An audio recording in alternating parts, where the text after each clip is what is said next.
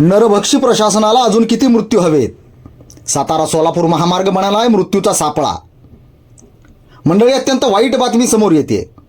सातारा सोलापूर महामार्गावर धुळदेव हद्दीत आज पुन्हा एक अपघात झाला असून हृदय पिळवटून टाकणारा हा अपघात केवळ आणि केवळ शासन आणि प्रशासनाच्या मुरदाड व्यवस्थेची पोलगोल करणारा अपघात आहे. साताऱ्याकडून सोलापूरकडे जाणारी MH06BU6221 ही मारुती सिलेरिओ कंपनीची गाडी या ठिकाणी अपघातग्रस्त झाली असून या गाडीत लहान मुलांसह वृद्ध प्रवास करत होते.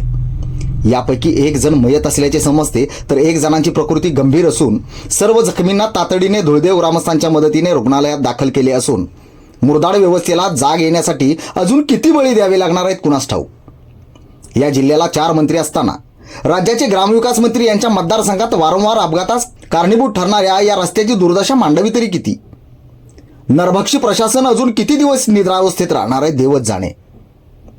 देशात रस्त्यांचे यशस्वी जाळे तयार केल्याच्या वल्गना करणारे केंद्रीय मंत्री नितीन गडकरी यांच्या महाराष्ट्रात महामार्गावरील जीवघेणे प्रकार कधी बंद होणार आहेत, हा प्रश्न आता जनता विचारत आहे.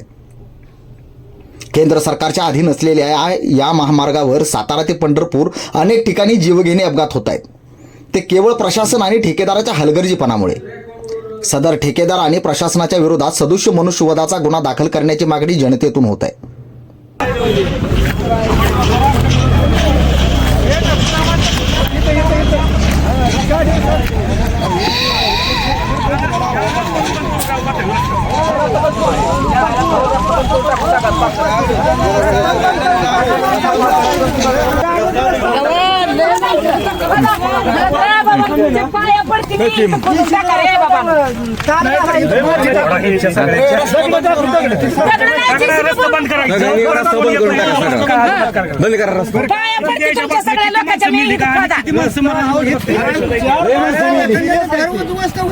आता या कुटुंबात राहिलं काय विचार साहित्य ही पहिली माहिती